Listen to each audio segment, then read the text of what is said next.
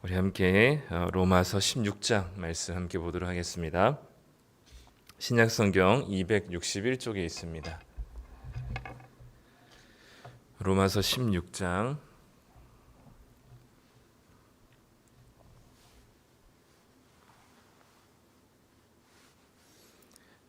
1절부터 16절까지 말씀입니다.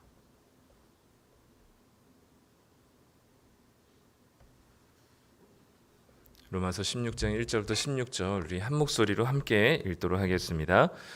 내가 겐그레아 교회의 일꾼으로 있는 우리 자매 베베를 너희에게 추천하노니 너희는 주 안에서 성도들의 합당한 예절로 그를 영접하고 무엇이든지 그에게 소용되는 바를 도와줄지니 이는 그가 여러 사람과 나의 보호자가 되었음이라. 너희는 그리스도 예수 안에서 나의 동력자들인 브리스가와 아굴라에게 문안하라.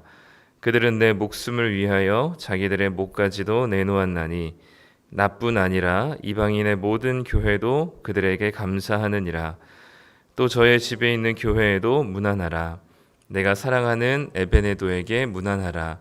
그는 아시아에서 그리스도께 처음 맺은 열매니라. 너희를 위하여 많이 수고한 마리아에게 문안하라. 내 친척이요 나와 함께 갇혔던 안드로니고와 유니아에게 문안하라. 그들은 사도들에게 존중히 여겨지고 또한 나보다 먼저 그리스도 안에 있는 자라. 또 주 안에서 내 사랑하는 암블리아에게 문안하라. 그리스도 안에서 우리의 동력자인 우르바노와 나의 사랑하는 스다구에게 문안하라. 그리스도 안에서 인정함을 받은 아벨레에게 문안하라. 아리스도블로의 권속에게 문안하라. 내 친척 헤로디온에게 문안하라. 나기수의 가족 중 주 안에 있는 자들에게 문안하라. 주 안에서 수고한 드루베나와 드루보사에게 문안하라. 주 안에서 많이 수고하고 사랑하는 버시에게 문안하라. 주 안에서 택하심을 입은 루포와 그의 어머니에게 문안하라. 그의 어머니는 곧 내 어머니니라. 아순그리도와 블레곤과 허메와 바드로바와 허마와 및 그들과 함께 있는 형제들에게 문안하라. 빌롤로고와 율리아와 또 네레오와 그의 자매와 올름바와 그들과 함께 있는 모든 성도에게 문안하라. 너희가 거룩하게 입맞춤으로 서로 문안하라. 그리스도의 모든 교회가 다 너희에게 문안하느니라. 아멘. 네, 날씨가 많이 습하죠. 네, 후텁지근한 날씨 가운데 반가운 소식은 어제부로 나이가 조금씩 젊어지셨다는 사실인 것 같은데 뭐 보기에는 사실 다른 건 없지만 어쨌든 마음으로나마 위안을 얻으시고 조금씩 젊어지신 우리 성도님들을 축복합니다. 오늘은 로마서 16장 이제 마지막 부분인데요. 이제 마지막 인사하는 이제 편지 내용입니다. 수많은 이름들이 좀 나오긴 하는데 우리들에게 좀 익숙한 이름들이 몇 있어요. 첫 번째로 나오는 이 사람이 베베라는 사람입니다. 아마 이제 로마 교회에 이 로마서라는 편지를 들고 편지를 바울을 대신해서 이 편지를 들고 가는 사람이 아마 베베였던 것 같고요. 이 베베가 겐그레아 교회의 이제 일꾼이다 1절에 보면 그렇게 나오는데 일꾼이란 말은 그냥 뭐 듣기 좋은 말로 일꾼이 아니라 실제로는 사역자라는 의미입니다. 이게 어떻게 다가올지 모르겠지만 지금으로부터 2000년 전이거든요. 지금 저희 합동교단이라고 하죠. 저희 대한예수교 장로회 합동교단은 아직 그 여성 목사 안수를 인정하지 않습니다. 그러니까 지금도 이렇게 지금 21세기에도 이런데 2000년 전에 한 교회를 맡아서 섬기는 사역자로 베베라고 하는 자매라고 나오죠. 여성이 이제 이 겐그레아 교회의 중요한 사역자로 사역을 했었던 것들을 보면 일단은 베베라는 이 여성이 얼마나 교회에 헌신된 일꾼인지를 보여주고 그리고 바울이 교회를 세우고 교회를 맡기고 또 교회를 사역하는 데 있어서 성별을 그렇게 중요하게 두지 않았다는 사실을 보여주기도 합니다. 이 겐그레아라는 지역은 고린도랑 좀 붙어 있는 지역인데 아마 바울이 2차 전도 여행 때 고린도 교회에서 한 1년 반 정도 고린도에 머물게 되거든요. 그때 이 고린도에서 복음을 들은 그 복음의 시작들이 그 주변에 주변 도시들에게 잘 또 이 복음이 흘러갔을 것이라고 판단되고 그때 아마 이 겐그레아라는 지역에 교회가 세워졌었던 것 같습니다. 그래서 이 겐그레아 교회는 사도행전에 여러 번 나오는데요. 특별히 바울이 그 전도여행을 다 마치고 이제 로마로 가기 위해서 로마로 가기 직전에 예루살렘으로 지난 어제도 저희가 새벽에 봤었던 것처럼 자기가 이제 예루살렘으로 가겠다라고 지금 선언을 하잖아요. 근데 예루살렘으로 가기 직전에 머리를 밀고 가요. 근데 그 머리를 밀었던 장소가 겐그레아입니다.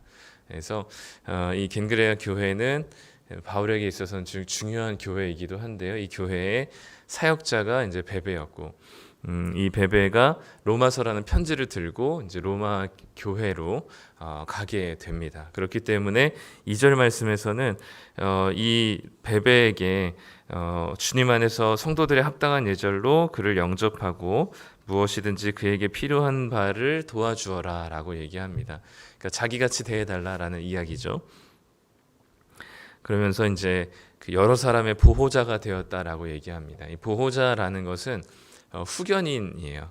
그러니까 아마 제가 보기에는 이 베베라는 이 집사님 아니면 또 이 사역자는 굉장히 좀 부유한 가정이었던 것 같고 이 바울을 비롯한 여러 전도자들을 후원했었던 물질적으로 후원했었던 사람이었던 것 같고요.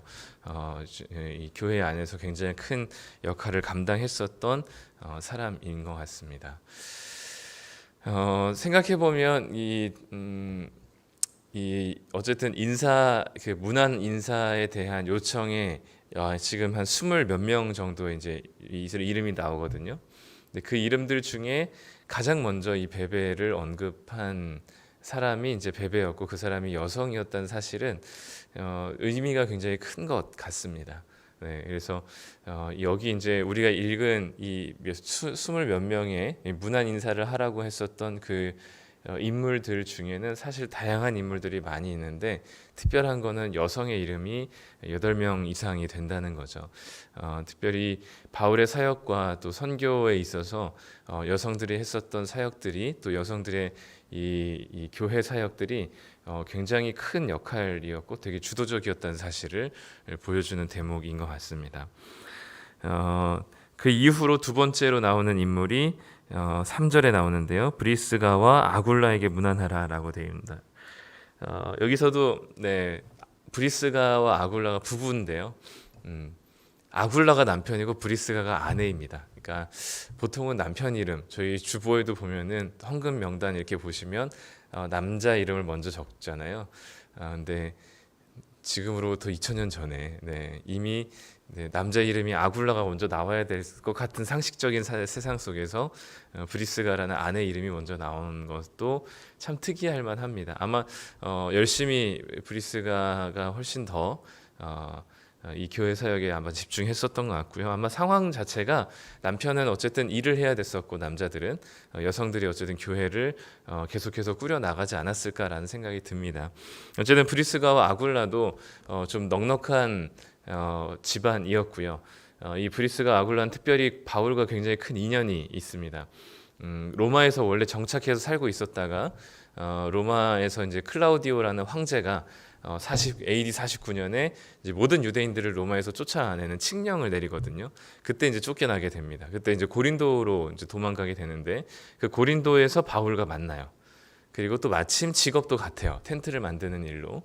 그래서 바울을 만나서 복음을 전해 듣고 이 브리스가 아굴라가 고린도에서 바울이 떠난 이후에도 고린도에서 머물러서 고린도에 온 아볼로라고 하는 새로운 이제 고린도 교회의 목회자를 이 복음을 또 다시 가르치게 되고 그래서 고린도 교회를 든든히 세우고 5년 뒤에 로마가 그 칙령이 다시 없어지자 다시 로마로 와서 정착을 하면서 특별히 브리스가 아굴라의 집에 교회가 그 집에서 머물게 될 그 교회로 모일 수 있을 정도로 그 가정집이 굉장히 큰 집안이었음을 알 수가 있습니다. 혹시 보셨는지 모르겠지만 영화 바울이라고 하는 영화에 나오는 그 가정집이 그 브리스가와 아굴라고요. 거기서 이제 바울이 감옥에 갇혀서 이제 편지를 주고받으면서 있었던, 그래서 이 로마에 대항해서 싸울 것이냐 아니면 도망갈 것이냐 아니면 순교를 당할 것이냐, 이 부분에 대해서 끊임없이 고민하고 갈등하며 결정을 했었던 두 부부가 나오는데, 그 두 부부가 이제 브리스가와 아굴라입니다.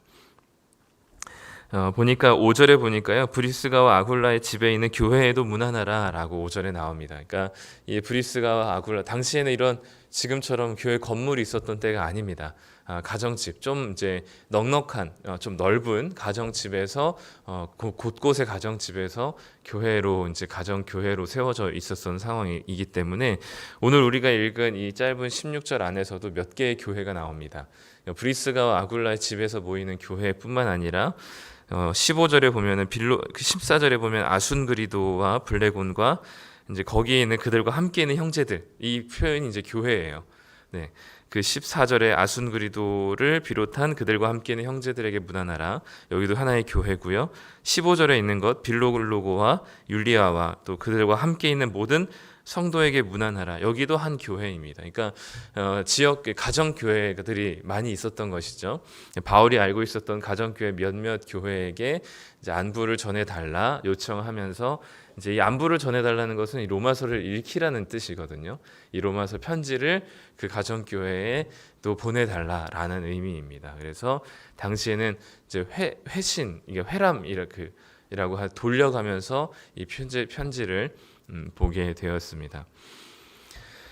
우리가 다 보진 않겠지만 이렇게 베베와 브리스가와 아굴라를 비롯한 수많은 사람들에게 이제 바울이 문안할 것을, 또 안부를 전해줄 것을 요청을 합니다. 뭐 에베네도, 마리와 안드로고니아, 유니와 암블리아 등등등 해서 많이 나오는데, 중요한 것은 뭐냐면 계속해서 반복적으로 이 안부를 묻고 문안하라고 하는 이 가정에서 반복적으로 등장하는 단어가 하나 있습니다. 그게 뭐냐면 주 안에서, 그리스도 안에서라는 단어입니다. 왜 이 주 안에서라는 단어를 계속해서 반복할까요? 왜 바울은 그냥 한번 그리스도 예수 안에서 문안하라라고 하면 될 것을 왜 이렇게 이름이 등장할 때마다 주 안에서, 그리스도 안에서 계속해서 주 안에서 문안하라라고 요청했을까요? 그 이유는 지금 여기 나온 이름들을 보면, 이름으로만 추측해 보면 여기에는 유대인들도 있었고 이방인들도 있었고 남성도 있었고 여성도 있었고 로마 출신들도 있었고 헬라 출신들도 있었고 교회 사역자도 있었고 교회 평신도도 있었고 부유한 부잣집도 있었고 가난한 노예인 사람도 있었고요. 다양한 사람과 다양한 출신과 다양한 성별과 다양한 신분으로 이 교회들이 구성되어 있었습니다. 특별히 주님 안에서 특히 유대인과 비유대인, 이방인이라고 볼 수 있는 사람들이 지금 로마 교회에 한데 섞여 있는 것이죠. 지난번에 말씀드렸듯이 유대인들이 원래 구성된 로마 교회였지만 5년간 쫓겨났다가 다시 돌아온 상황에서 이방인과 유대인들이 한데 뒤섞여 서로 갈등하며 싸우고 문제를 야기시키는 이 로마 교회 가운데 바울이 원했던 것, 또 바울이 가장 이 로마서라는 편지를 보내면서 이 교회의 모습으로서 보여주고 또는 요청하고 싶었던 모습이 바로 주님 안에서 하나 된 모습이었던 것 같습니다.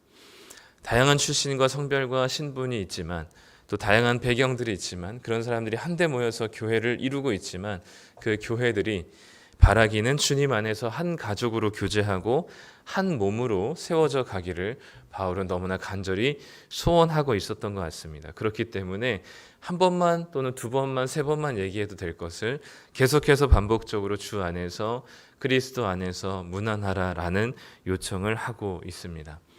그러면서 16절의 마지막으로 너희가 거룩하게 입맞춤으로 서로 문안하라. 그리스도의 모든 교회가 다 너희에게 문안하느니라 라고 표현합니다. 보통 교회를 표현할 때는 이 그리스도의 교회라는 말은 잘 쓰지 않습니다. 바울은. 근데 오늘 이 본문에서는 유일하게 바울의 서신서 중에는 그리스도의 교회라는 표현을 사용하게 되는 거죠. 이것이 바로 주님 안에서 서로의 신분과 출신과 또 이 성별을 초월한 그 경계를 넘어선 주님 안에서라는 이 조건만 있다면, 주 안이라는 단어만 있다면 언제든지 주님 안에서 하나 되어서 교제할 수 있는 한 가족으로서 교회의 모습들을 보여주고 있는 거죠. 그 경계를, 다양한 경계와 다양한 선을 넘어선 서로가 한 몸 된 교회로서 오직 주님 안에서만 그 하나됨이 가능한 교회의 모습을 요청하고 있는 것입니다. 우리도 다양한 출신과 다양한 배경과 또 다양한 신앙의 이력들과 또 인생의 경험들이 있습니다. 어느 것 하나 쉬운 인생이라 할 수 없고 누구 하나 가볍다라고 말할 수 없을 정도로 그 살아온 시간과 인생의 무게들이 무겁습니다. 그 사람이 어떤 배경인지 우리는 다 알 수 없지만 중요한 것은 주님 안에서라면 서로 다른 출신과 배경과 상황이라 할지라도 우리는 주님 안에서 하나 될 수 있다는 사실을 바울의 모습을 통해, 이 요청을 통해서 깨달을 수가 있고요. 또 진정으로 사랑이 있고 또 하나님 주님의 교회라고 한다면 그 교회의 모습은 어떤 모습이어야 될까라고 생각할 때 다양한 교회 모습들이 있겠죠. 지역에 봉사하는 교회, 또 예배에 열정적으로 드리는 교회, 다양한 교회의 정의들이 있겠습니다만 적어도 오늘 말씀을 통해서 보여주는 교회의 정의는 무엇이냐면 세상에서는 출신과 성별과 신분과 가진 것으로 등급이 나눠지고 평가가 되어지고 하나 될 수 없고 서로 분열을 하고 갈등하지만 교회 안에서는 주님 안에서라면 서로 다양한 출신과 배경들이 큰 걸림돌이나 장애가 되지 않고 서로 정말로 세상에서 보여주는 서로 갈등하고 분열하고 내 편 네 편 싸우는 모습이 아니라 주님 안에서 하나된 모습으로 서로 한 가족 되는 교제가 교회 안에서 일어난다는 사실을 보여주는 것이 교회의 가장 큰 특징이지 않을까라는 생각이 듭니다. 수많은 경계들과 수많은 우리와 나와 너를 나누는 선들이 있겠지만 그 경계를 넘어선 이 교회가 바로 주님께서 우리에게 요청하시는 주님의 몸된 교회이지 않을까 싶습니다. 그러기 위해서 예수님도 그런 선들을, 경계들을 계속해서 넘어오셨습니다. 신분, 유대인 출신과 사마리아 출신이 한데 모여 교제할 수 없었던 그 경계와 선들을 넘으셔서 사마리아 여인에게 물을 달라 요청하시고 교제를 하시고 수많은 병자들을 직접 만지시면서 예수님께서 고치시고 그 수많은 이 불결하고 부정한 병들을 주님께서 만지시고 환자들을 고치시면서 또 귀신을 쫓아내면서 사람들이 거부하고 경계를 지었던 수많은 사람들의 경계와 선들을 예수님께서 무너뜨리셨기 때문에 그 예수님을 믿는 자들이라면 우리 또한 그 수많은 우리와 서로에게 이 생겨진 선과 경계들을 충분히 뛰어넘을 수 있어야 하는 것이죠. 오늘도 그래서 우리는 이 갈라진 곳에 주님 안에서 화평을 이루는 자, 또 분열하고 나뉘어진 곳에 주님 안에서 화목하게 하는 자로서 우리가 세워짐을 받았습니다. 우리 교회 안에서 먼저 주님 안에서 하나 될 뿐만 아니라 세상 가운데서도 갈라지고 싸우고 분열하는 곳을 주님 안에서 주님의 이름으로 메꾸고 하나 되게 하고 화목하게 하는 일들을 또 우리 그리스도인들이 해야 하는 것이죠. 오늘 우리가 읽은 본문의 이름들 중에 두 명 정도는 비신자의 이름이 등장합니다. 그리스도인이 아닌 자들의 이름이 등장하는데 그런 세상에 나가서도 이런 비신자에게도 주님 안에서 이 교회의 모습이 또 그리스도인의 모습이 어떤 모습인지는 분명하게 드러나야 하는 것이죠. 하나님께서 꿈꾸시는 교회 그리고 유일하게 교회의 특징이라고 우리가 단정 지을 수 있다면 그것은 주님 안에서 출신과 성별과 이 신분에 상관없이 하나된 교회의 모습일 겁니다. 오늘도 서로 주님 안에서 하나 되어서 세상 가운데서도 갈라진 곳을 화목하게 하시는 귀한 성도님들이 되시기를 간절히 소망합니다. 기도하겠습니다. 하나님 감사합니다. 오늘도 우리에게 주신 말씀을 붙들고 기도하기를 소망합니다. 우리는 늘 우리 안에 있는 수많은 경계와 담을 쌓고 사람들과 함께 교제하기보다는 내 영역을 공고히 하는 데 집중합니다. 그러나 주님께서 이 모든 담을 허시고 원수된 것들을 푸셔서 우리를 하나님의 자녀로 삼으실 뿐만 아니라 유대인과 이방인들이 서로 갈등하고 싸우는 상황 속에서 주님 안에서 하나 된 한 몸으로 세우셨으니 우리가 서로에게 다양한 출신과 신분과 성별에 상관없이 우리가 우리 나름의 임의로 세워둔 수많은 경계와 선들을 뛰어넘을 수 있는 자들 되게 하여 주시옵소서. 주님의 이름으로 하나된 교회가 되게 하여 주셔서 세상에서 볼 수 없는 이 하나님 주님께서 주시는 사랑의 하나된 모습들이 교회 안에 먼저 세워지게 하여 주시옵소서. 교회 공동체 안에서뿐만 아니라 우리 세상 가운데서도 분열하고 싸우고 갈등하는 세상 속에 주님의 이름으로 우리가 화평하게 하는 자, 화목하게 하는 자가 되게 하여 주셔서 주님께서 주시는 귀한 이 주님의 이름과 하나님 아버지의 마음을 가지고 세상 가운데 갈라진 곳을 싸매고 상처난 곳을 치유하며 하나님께서 주신 주님의 나라를 이 땅 가운데 임하게 하는 귀한 일들을 감당할 수 있는 자들 되게 하여 주시옵소서. 오늘 하루도 그렇게 살기를 소망하며 예수님의 이름으로 기도드립니다. 아멘.